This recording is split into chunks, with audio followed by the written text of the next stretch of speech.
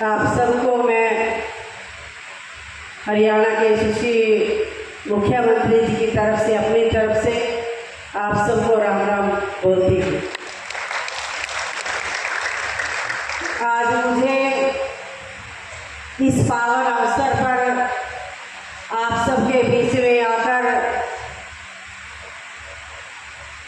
बहुत अच्छा लग रहा है और सौभाग्यशाली हूँ मैं कि मेरे को परम पूजनीय स्वामी ज्ञानानंद महाराज जी से आज आशीर्वाद लेने का ये मौका मेरे को मिला। और जिस तरीके से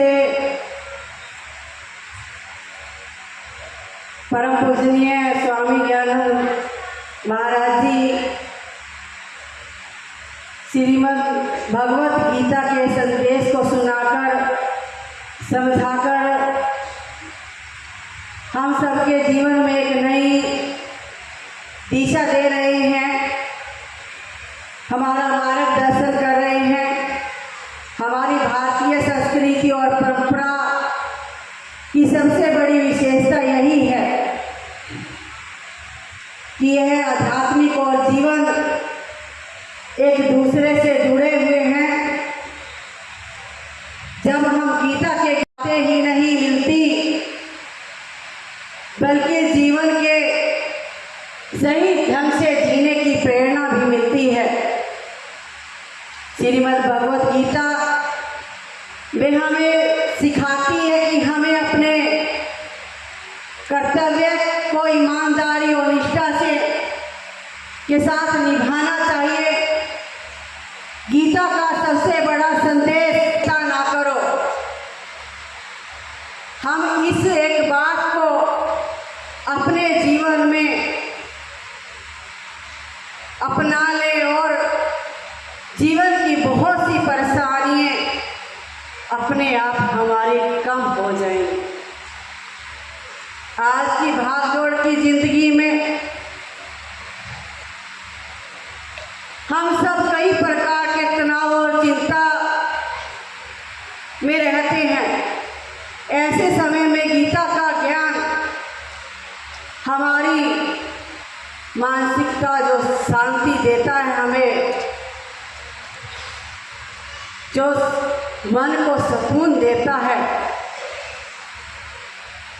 गीता हमें बताती है कि कठिन से कठिन परिस्थिति में भी हमें धैर्य, विश्वास बनाए रखना चाहिए। और मुझे खुशी है कि लाडवा के अंदर 8 मार्च से लेकर 10 मार्च तक दिव्य गीता सत्संग का आयोजन किया जा रहा है और ऐसे आयोजन समाज में अच्छे संस्कारों को बढ़ावा देते हैं, नई पीढ़ियों को हमारी संस्कृति से जोड़ते हैं। सब बच्चे और युवाओं को इस प्रकार सत्संग में आते हैं और वे जीवन के सही निर्णय ले सकते हैं और ले पाते हैं।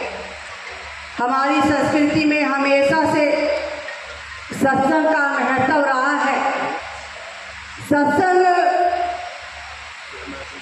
केवल हमारे जीवन को ही नहीं बदलता, हमारे विचार जो हम यहाँ से सुन के जाते हैं उनको भी शुद्ध करता है।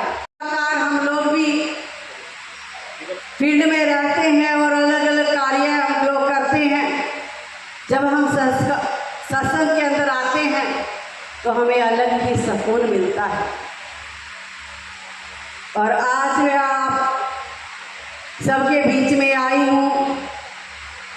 मैं इस आयोजकों से जुड़े हुए सभी आयोजकों और सहयोगियों को भी बहुत बहुत बधाई और बहुत बहुत शुभकामनाएं देती हूँ, जिन्होंने इतने सुंदर अच्छे भव्य सत्संग का आयोजन यहाँ पर किया। और मैं अंत में परम पूजनीय स्वामी ज्ञानानंद महाराज जी से प्रार्थना करती हूँ कि वे इसी प्रकार अपने ज्ञान और आशीर्वाद से हम सबका मार्गदर्शन करते रहे। उनके सत्संग से हमें जीवन की सही दशा और दिशा की प्रेरणा मिलती रहे और हम सब भी मिलकर यहाँ से एक निर्णय करके जाएं कि गीता का संदेश केवल सुनने के लिए नहीं, हमें अपने जीवन के अंदर उतारना चाहिए और हमें सत्य और कर्तव्य और सेवा के मार्ग पर चलना चाहिए, जिससे हमारे जीवन में सुखी और समाज